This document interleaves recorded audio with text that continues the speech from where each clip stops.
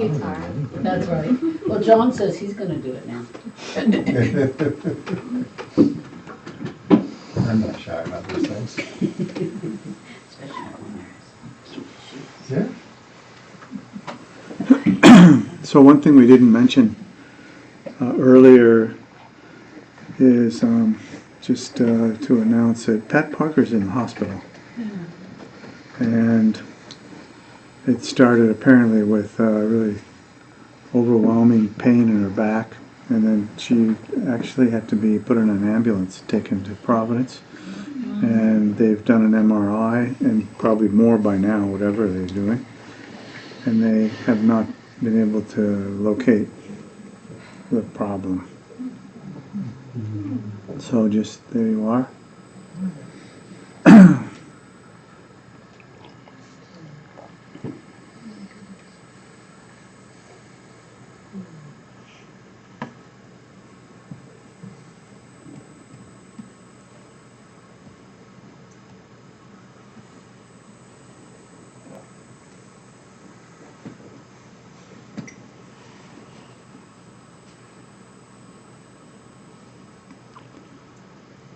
So, anything in particular that you would like to raise?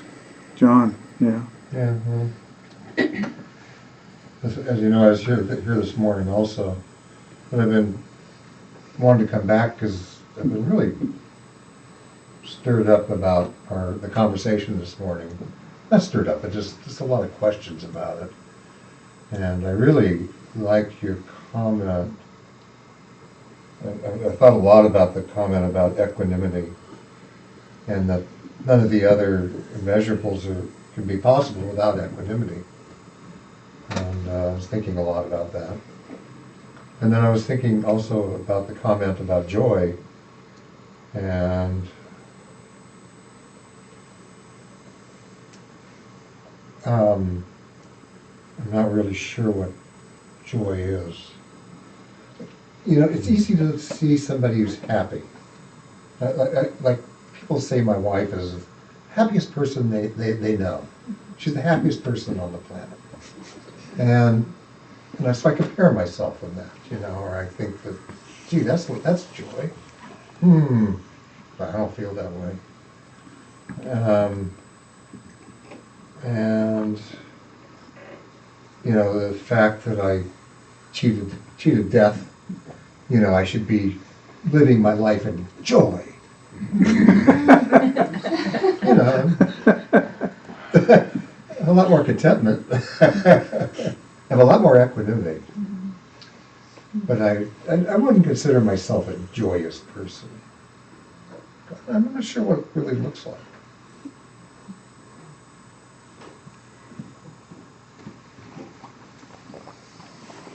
I can be pretty grumpy. I've never noticed. I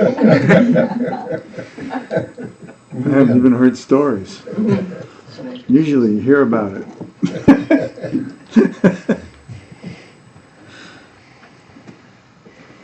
Well, one thing to keep in mind with all of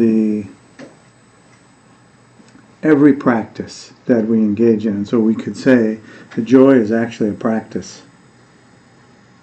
It's not just something that happens to us. It's an actual practice. So that's the first thing, and that puts it often for us. It puts it in a different perspective. You know, like we can practice compassion, we can practice loving kindness. It gets a little more difficult when we think about individuals who we don't want to practice compassion for example.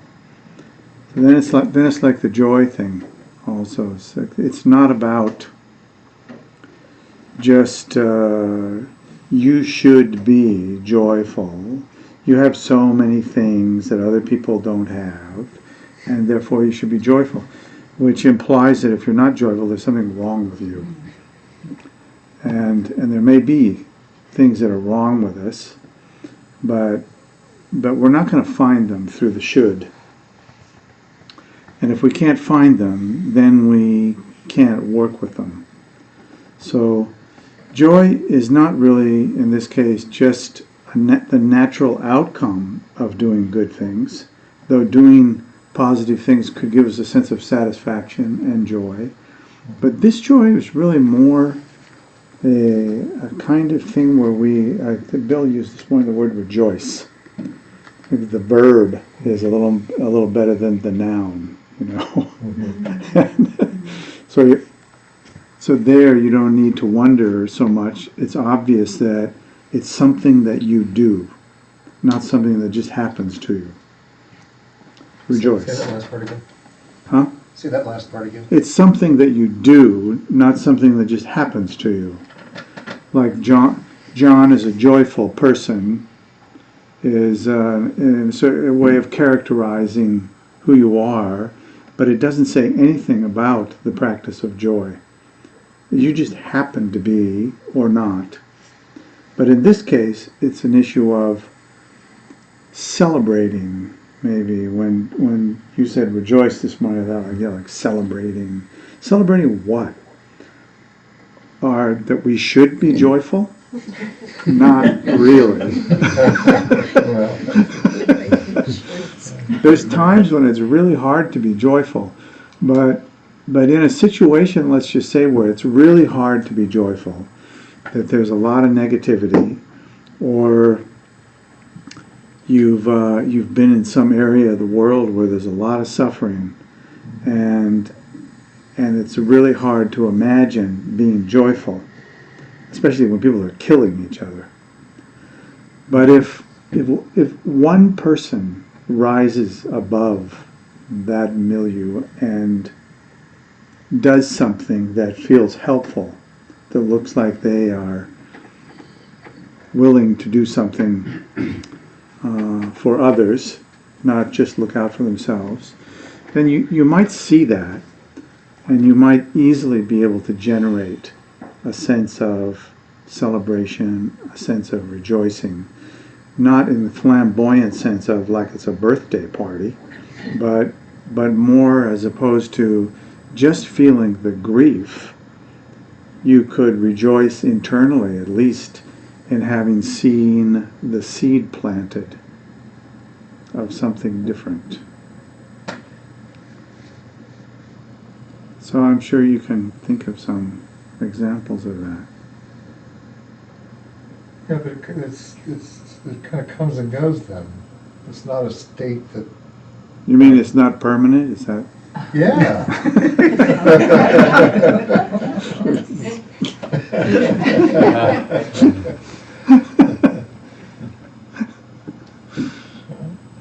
Yeah, it comes and go.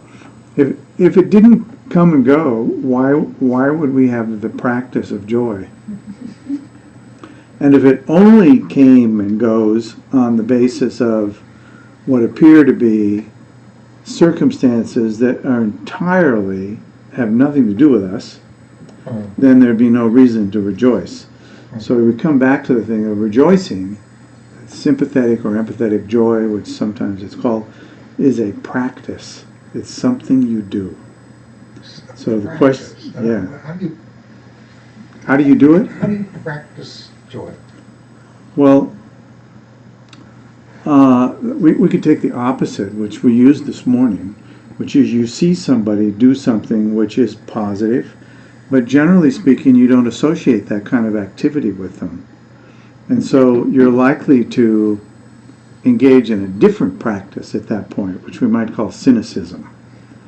The cynicism of, well, that person did something good, but I've never seen them do anything good. Yeah. So I don't give them anything for that. It just happens accidentally. But the practice is to see the good and rejoice in the goodness. Because in the larger scope of things, somebody who consistently brings harm to others, or even not consistently, but let's say they consistently do that, they will ultimately reap the karmic consequence of that. And so this is not even about rejoicing in the person who's done something positive. It's bigger than that. we rejoice in the practice of the Dharma, for example. Someone who is stingy practices generosity. So maybe you've only known them as a miser, and then one day you see them actually help somebody, and there we can go with the cynicism, or we can rejoice in the change, rejoice in the virtue, which will bear positive fruit, not just for them, but for everyone they touch.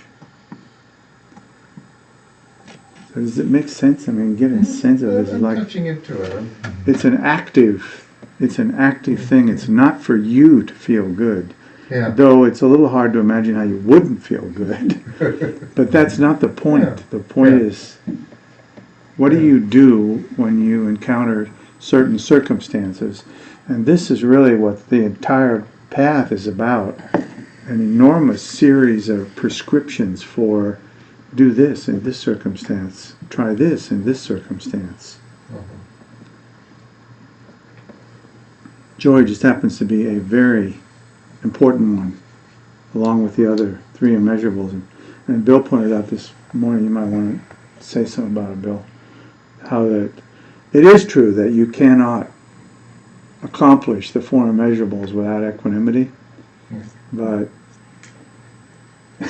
we were talking about this a little bit at the end, and I came to the observation that actually you could start with any of the immeasurables and going deeply into it. All the other three would be the unavoidable consequence of having gone deeply into any one of them. So if you went deeply into equanimity, you would find that kind of deep sense of connection. You would find the deep sense of appreciation for the yearnings and the well-being of others and the connection. So that sense of basic warmth towards others could be nourished with that. If you're really going into it deeply. And the same thing is true with rejoicing. Going deeply into that, then starting to feel some sense of basic well-being, like Eric was talking about this morning when he was in his kind of deepest sort of the immeasureless sort of 0 point of depression, non-joy, and the person he was talking to was saying, well, check here, check there, see, you actually do experience some well-being. Touch into that.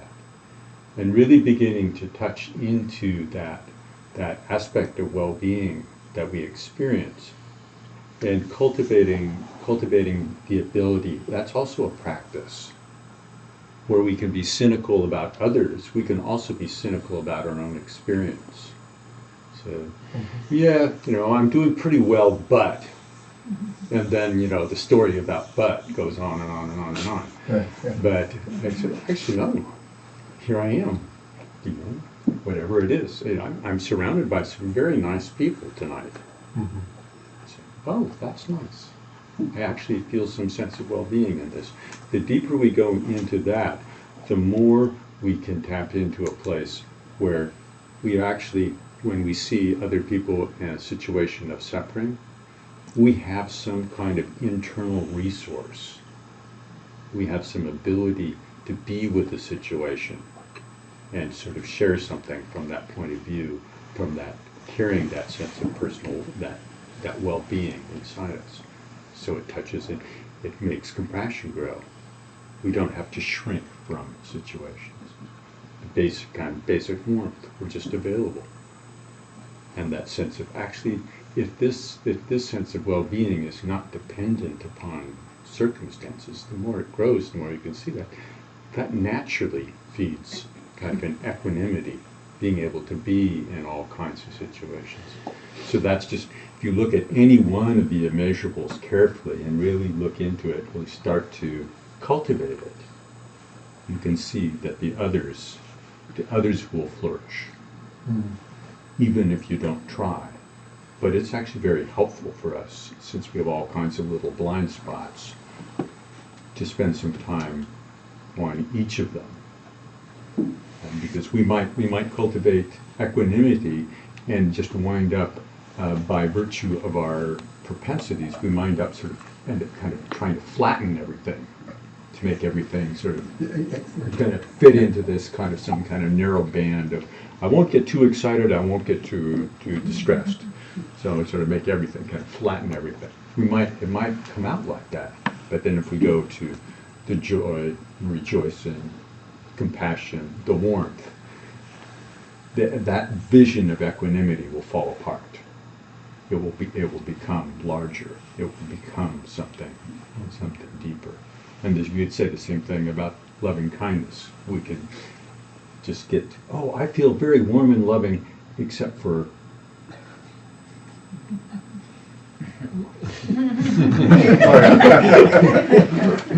He's just imagining. so I'm actually I have to imagine that really hard. That's the meeting tomorrow morning. Yeah. But then when we actually sit down and really contemplate equanimity and what we share in common with all beings, that warmth naturally extends. So it goes like that. But that sense of all these things are cultivations as opposed to kind of moral principles, I think is really important. Thou shalt have equanimity, thou shalt be joyous, thou shalt be compassionate in all circumstances. But that's a recipe for kind of not ever getting into Kind of the way the Western mind, my Western mind kind of goes with it. Yeah. You know, should be. Yeah, should be. I think that I talk about this quite often. That sense of kind of that these things are practices, not kind of moral laws. Mm-hmm. It's a very big distinction, and it's very hard for us to actually catch ourselves when we've gotten lost in the should and the feeling depressed about it. And for me, what is helpful at that point to work with this is really to know it is mind training. We're back at the mind training. So when I'm training my mind toward joy, I have to watch what's my mind doing. Like, for example, Lama Michael talked about cynicism, about a person who looks like they suddenly and rarely do something good. That's not my hook. My hook is a jealousy thing, a jealousy competitiveness that comes up. Someone's doing something really good, and I start comparing. Maybe I could do it better. I wish I could. I wish I could do that, and then I'm unhappy right away. So we have to see in our own minds, what's my particular shtick about this? What glances me off of joy? It's really mind trained, really seeing, oh, I get some competitiveness, I get some jealousy, I've got some comparing going on. And then noticing that, that's the one that pulls me off of my joy. Off of practicing joy. And then really, really committing to, I will practice joy. If I see something that ends suffering, that diminishes suffering, I'll rejoice in it. I'll just sit there, I'll have to take a little time to work through my nonsense, my habit patterns, and then practice some rejoicing. I understand. It's like building a muscle that Yeah. we're really not used to. And I think in this culture, we're really steered to be critical, cynical, jealous, competitive, not directly, but indirectly, like through school, jobs, etc. It's kind of the result of trying to be self-reliant and get the top grade and all that. A result is we don't rejoice in when other people do well. Yeah. Right. Yeah. So there's this practice that we're talking about, which is sort of something that we're striving to do, and like when we're centered and we can we see something that's like truly good for the world, that's something I will rejoice in, and I'll try to cultivate that feeling. And then there's like joy of like just kind of like spontaneous, uncontrollable joy that you feel, and it's kind of like, and that's like, and that just comes and goes, but it seems like we should strive to make a connection between those two feelings somehow, to make the joy for that is a practice, to make it sort of a more very visceral experience, and like a stronger, rather than like a very cerebral practice. I mean, I don't know, what do you think about the relationship between those two experiences? The cerebral and the visceral. And the visceral? Like, I like them both. I mean, I guess, like the visceral is generally, it's like, I mean, I don't know if I'm talking about joy or just, I don't know, I'm rocking out at a Dead show, and and it's a very elusive, and transitory experience. But it seems like an experience like that maybe is kind of that sensation is the basis to like refer to like try to cultivate the feeling that you have when you see somebody who you don't really like, but they're doing something good, and you should feel good for them. And so Should. you should. Get with it. No, that's exactly right. The cerebral has a role here. Actually, I think it's and that one of the roles of the cerebral here is to contemplate the way that these four immeasurables are connected. Because you can't, as we were talking about earlier, at least we were dancing around it, you can't actually take one of them and say, well, I think I'll do this one first. That doesn't work. It'll feel like it works for a while, and then you're just left with nothing. If you take all four of them and you keep in mind that immeasurable equanimity, for example, is about equanimity in relationship to all beings. So the practice there is to relate with equanimity in relationship to all beings. Well, you think it's a challenge to feel joy.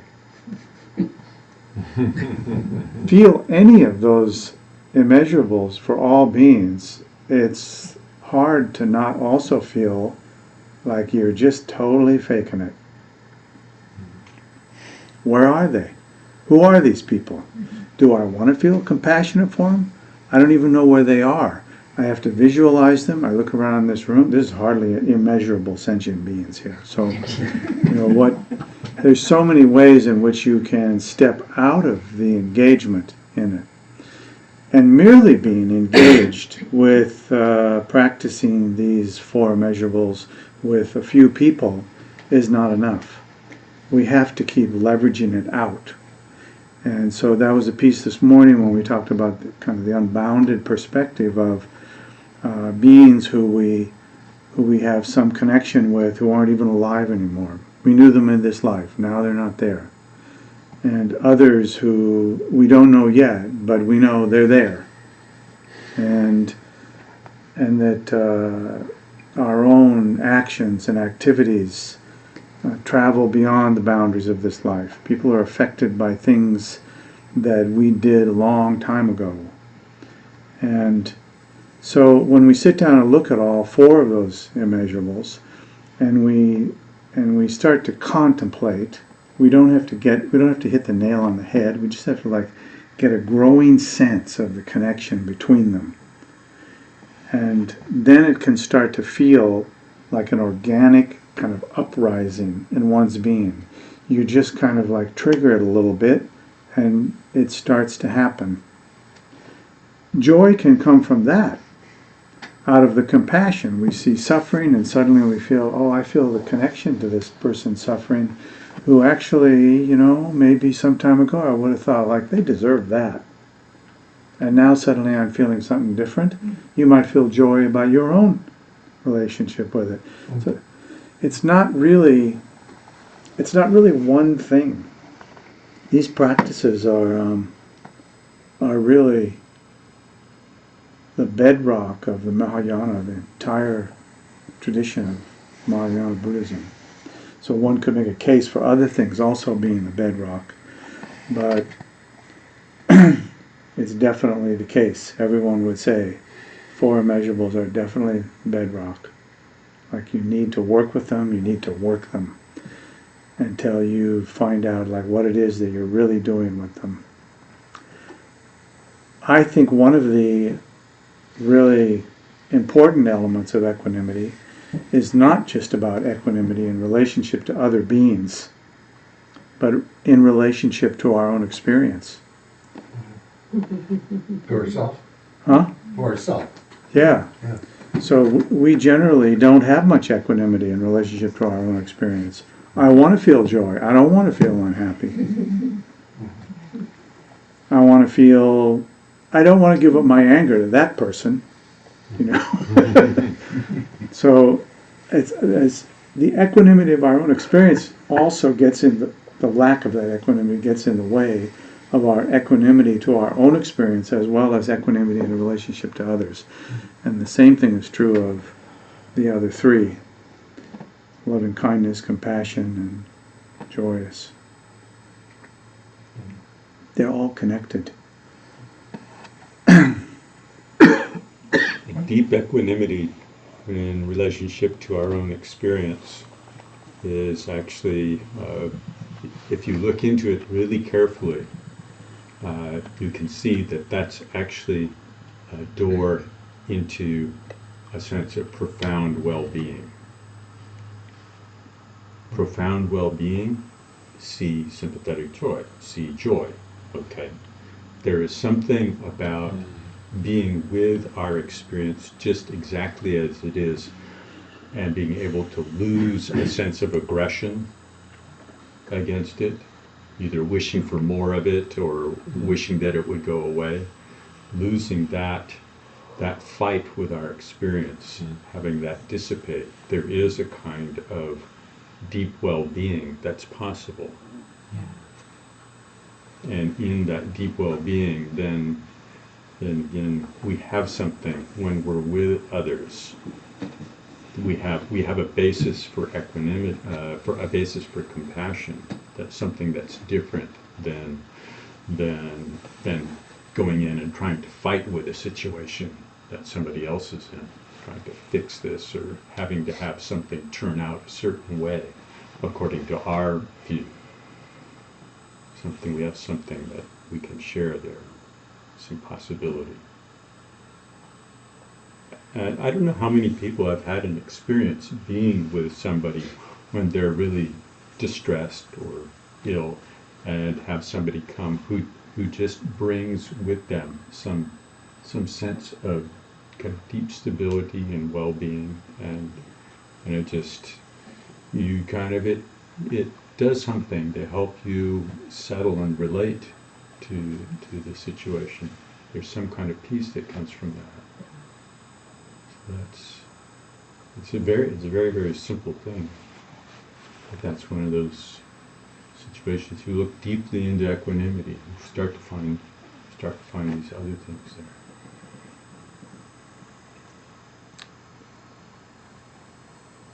But that equanimity about our own experiences, that's very profound practice. That goes really, really deep. So And when you start looking at that, then it becomes very obvious. This is not a matter of just should. Just get over it, buddy. It really requires the ability to sit very carefully, to see very carefully what's arising in our experience, to kind of what Michael was asking us to do at the beginning of practice, that kind of sitting with things utterly fresh moment to moment. One thing that came up for me with that last question, I was kind of thinking along the same lines, like, what is the relationship to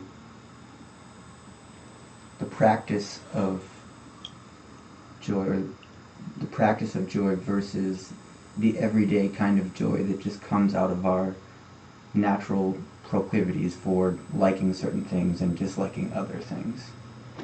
And I think you were kind of asking about using that everyday type of joy as some sort of gateway or like add-on to the practice of joy. I wonder if that is attempting to grasp at the everyday kind of happiness. I don't know. Now, why would you think that?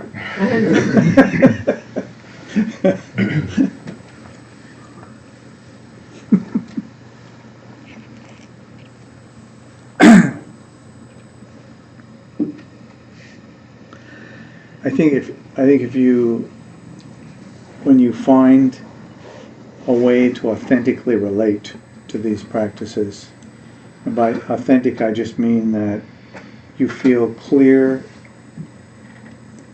about what it is that you're meant to do and not do in relationship to it, that's helpful then to use those. So there's nothing wrong with the normal sense of joy that occurs just spontaneously from seeing a bunch of birds fly out of a tree or something. There's nothing wrong with that. But that is also not the practice of joy. The practice of joy really is it's an activity. It's something that we do. So it's important to work that until we get a sense of, like, I know what it is. I know what it is that I do and I don't do here. And it's not also about just becoming joyful, being joyful. You could say, well, isn't that helpful? Because if people see someone who's joyful, it tends to be contagious. So the answer could be, yeah, that's a piece of it. But I suppose the real measure of it is what about in situations where there's very little in an ordinary way that would make anyone feel joyful? What do you do in that situation that would constitute sympathetic joy or joy? We know what it means when we say compassion for someone who's suffering is an activity, but it's also just a response. But the response normally is not really what we call compassion from a deep sense. So in the same way, if somebody comes in and it's their birthday and somebody starts singing happy birthday, then we can all feel joyful about it. But that is not the profound joy that we're talking about. And yet it's not entirely separate from it. So the same with compassion and loving kindness. Some of these things, in order to really get at what's going on, we need to come up to the threshold of addressing the question of what are we actually doing here? What is the real benefit to this? It's clearly not just about feeling a little better than the average. I can see how like the practice of joy and the practice of equanimity are kind of, they seem to me to be kind of the same thing.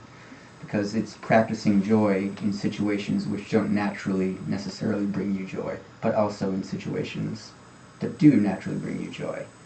So you're bringing equanimity to all situations and practicing joy in every situation, not just Yeah. the ones you like. The heart of the matter is the aspiration bodhicitta.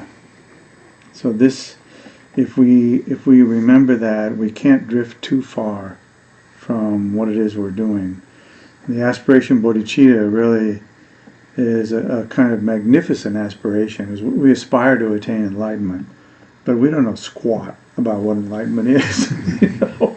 And so we're aspiring to accomplish this thing, which is the kind of magnificent flourishing that is said to arise when one recognizes the nature of mind itself. And we work with that in our practice, and occasionally we get a glimpse of it, and so we start to have this sense that maybe what is taught is true.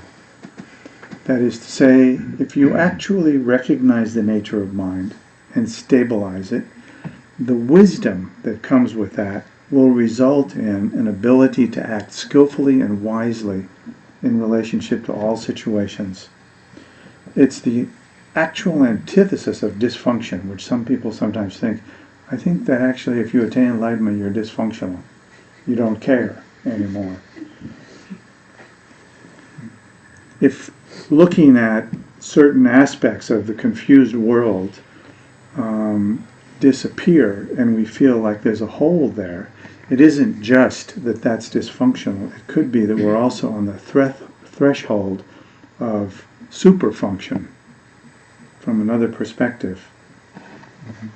I think the four immeasurables really rest on that aspiration to benefit others. So we might feel a sense of joy, but we might not. The issue here is, what can we bring to unbounded beings?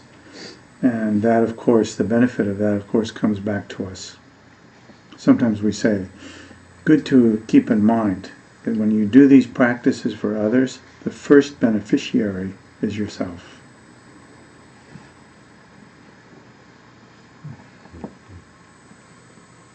It's like our practice for when you just feel joyful, as you were talking about, just spontaneously arising, that the practice, which is not exactly in this group, but is a major Mahayana practice, is the sense of then wishing, using that moment to then wish that all other beings would have this similar experience. And so extending, that's a way of, that extension is, I think, very much in the flavor of the equanimity in the sense of including all beings, and but it's a slightly different practice than the rejoicing, maybe, but it uses that joyful experience to just go outside of yourself and make it connect with all others in that experience. And I think that gives it much more. It gives it a meaning or a power. You brought up the question of, well, couldn't this kind of joy just be sort of grasping after something? Well, and the answer is quite obviously yes. But I think it's important not to be kind of too clever about kind of figuring out how everything would work in the end and never doing anything that would be inconsistent. We really do have to go step by step. There's kind of, as long as we kind of approach it with a kind of gentle, honest immediacy, I think it becomes self-corrective over time. And when we're feeling that some great joy, whether it's from listening to music or whatever, and we immediately go, oh, that's just ordinary. Missing the point. Yeah, it's kind of, it would be much better to use that moment than to do what Dora was suggesting, to include other beings, to open our hearts and connect in that way, as opposed to act with some kind of aggression. Scolding ourselves. Yeah, for scolding. grasping. Yes. You know, yeah. As if that was the only time we were actually grasping. I'll save it for when I'm feeling really good. And a good practice would also be be mindful of equanimity in a moment like that. So, just sort of feel empowered to use that energy to feel good about your entire experience, not just this pleasant experience that's happening right now. There's a wonderful teaching on the Dharma in general, which sounds kind of inane. On the first hearing of it, I remember having that experience anyway, hearing Kala Rinpoche, who never really should have been experienced as a name. But he said the Dharma is good in the beginning, and good in the end. Good in the middle. In the middle, good in the middle, and good in the... Good in the beginning, good in the middle, good in the end. Yeah. And it seemed to me like a puzzling statement, like sort of in the so what bucket. Why would you say that?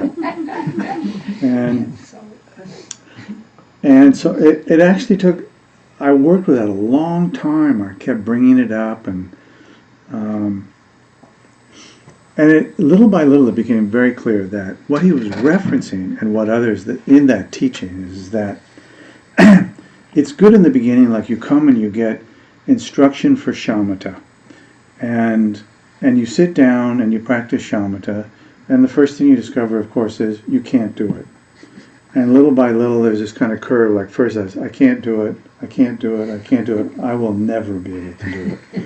And then it kind of comes up, and you realize, oh, actually, I had like some clarity there, a little bit.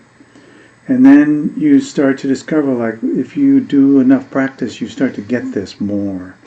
And so you're moving in a direction which we wouldn't say the middle of the path, but the small middle for that practice.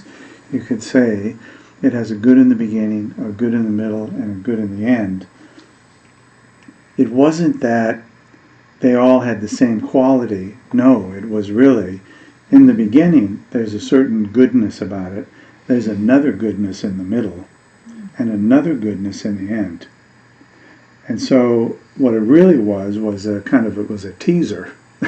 Like, you need to understand that there's a quality that goes with each of the stages along the way, and it isn't just three, but there's a quality there, and that quality arises naturally depending upon certain things coming together. And so it's more interesting, more dynamic, more kind of thorough about the process than it appeared in the beginning. In the beginning, we have this thing of, I need to quiet my mind. My mind needs to get quiet. I don't know, you take care of yourself. And in the middle, we have this thing of looking after other beings, which also feels in a certain way not very fruitful. Like, I'm making aspirations for all sentient beings, but really, what is this for all sentient beings? What can I do for all sentient beings? And what you can do, of course, is have the aspiration that all sentient beings would actually discover the causes of happiness and experience it. That's not bad. And pouring that into your mind over and over all day long also bears some fruit. And so whatever the practices that we're doing, we discover some things about the beginning, the middle, and the end, and how it is that this flowing is actually kind of a marvelous stream to get into, even though we don't know where the other end is. But we can make fantastic and actually fairly advanced discoveries along the way, like the continuous expression of the nature of mind, or as we say the Dharmakaya from sometimes, it's just continuous. Like all of your experiences are that expression of the nature of mind. So whether they're good or bad, pleasant or unpleasant, they're still just the expressions of the nature of mind. And not inherently good, not inherently bad. So you can also then connect all of that with a sense of equanimity in relationship to one's practice. So the understanding continues to like spread and also go deeper at the same time if you're open to it.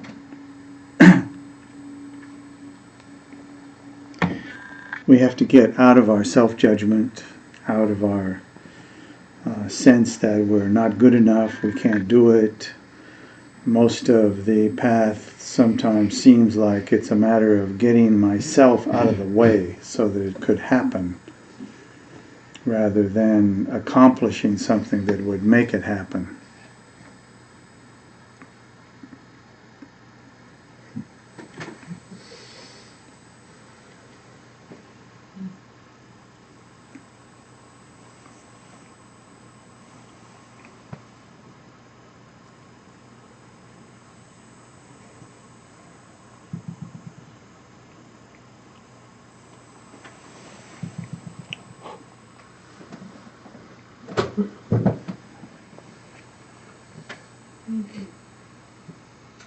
Okay, well, may I say something? Ask something?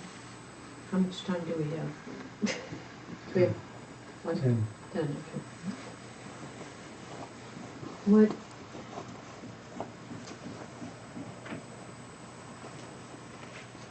I guess, okay, I don't know how to, I mean, okay. I just get so overwhelmed by my emotional response that I just get so depressed, and I don't know what to do with that.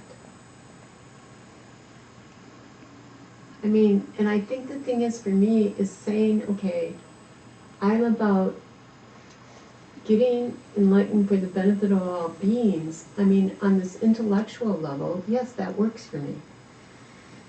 But that also seems like I'm just being a fake.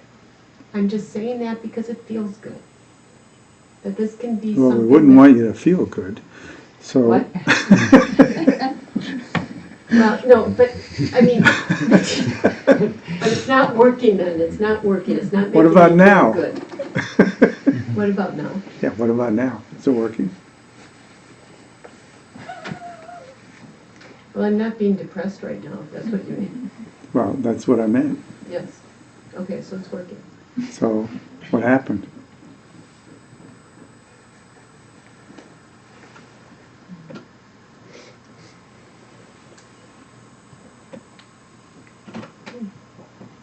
Well, what's happening is because what's happening around me is all very fine. I'm not reacting to it. Yeah. It's good. Mm-hmm. But then that means I need to put myself in the situation all the time so I'm not reacting. Well, why not just be here? Since it's where you are. Okay.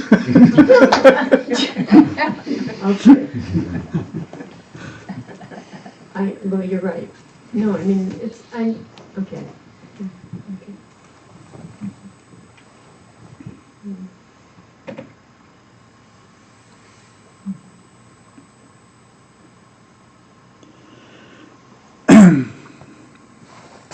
You know, we've spent some time in the past admiring the qualities of faking, for which there are many, many positive things to be said, especially when we discover so many things about ourselves that we would like to see transformed in some way, in some positive way.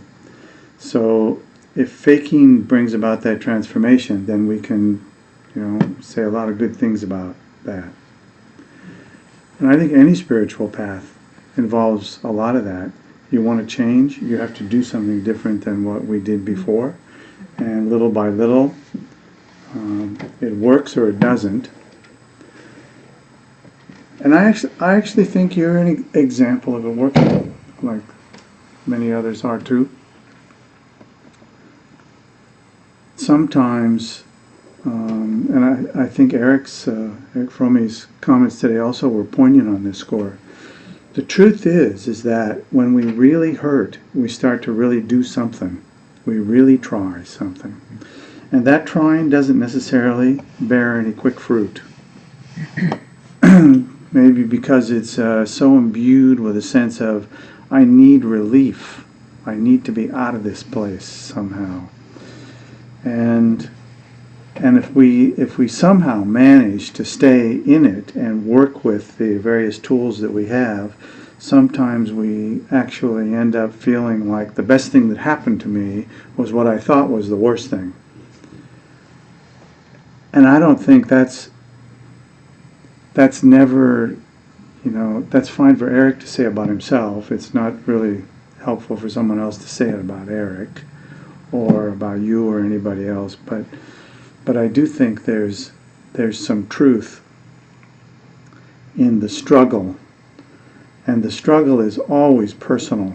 It's never codified in the teaching somehow. It's always personal. No matter how you try to make it a profound teaching, it's always personal in the end. And I think when we're having a difficult time, we don't want it to be personal. It's kind of like you're sick and you go to the hospital and they say, well, whether or not this works depends upon your attitude. Thanks very much, but I'm not sure that's what I was looking for while you're cutting me open or something. So, but really it is personal. There's a lot of power in it being personal. I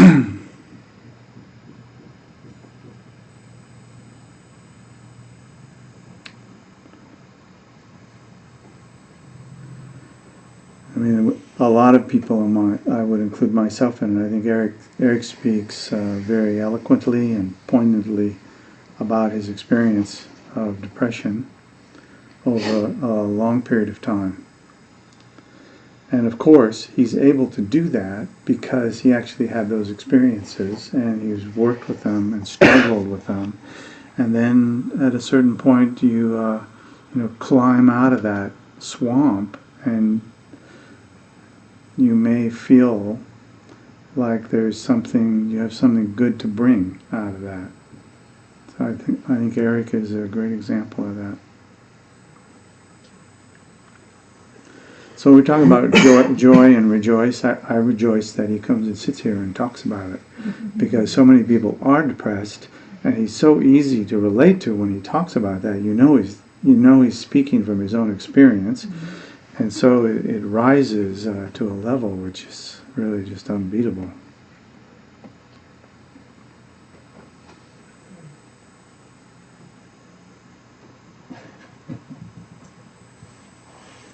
Well, and I do have to share that the thing about equanimity has been very good for me to hear today, because I was here this morning and this evening, and because I know part of it is just for me to have equanimity with my own experience. Yeah.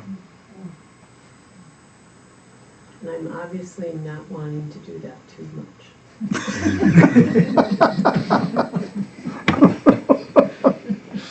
You are not alone. Yeah. So, That's the thing, isn't it? Is it's easier to have equanimity with unpleasant experiences when you also have a healthy dose of pleasant experiences. When it starts to lean heavily in the one direction and you begin to wonder whether you'll ever have any of those other experiences, it's really a lot more difficult. I don't know that it's more difficult than if you have only pleasant experiences and you have no reason, I won't say the word, but you have no reason at all to even bother looking. Why would you screw up things? You're on a roll. Yeah. Don't mess with it. Sometimes just like the difficult times, or the fact that we suffer being like inspiration. And that way it's like, it's the other side of the coin. It's something that inspires activities, and it's not something that necessarily has to be holding you back. It can be used as inspiration, I guess.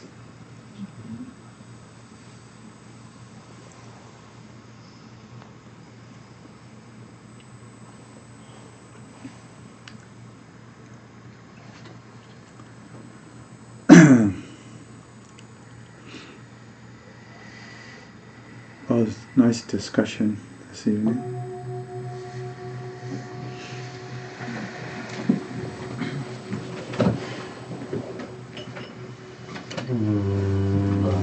By this virtue may I quickly realize Mahamudra and establish all beings without exception in this state.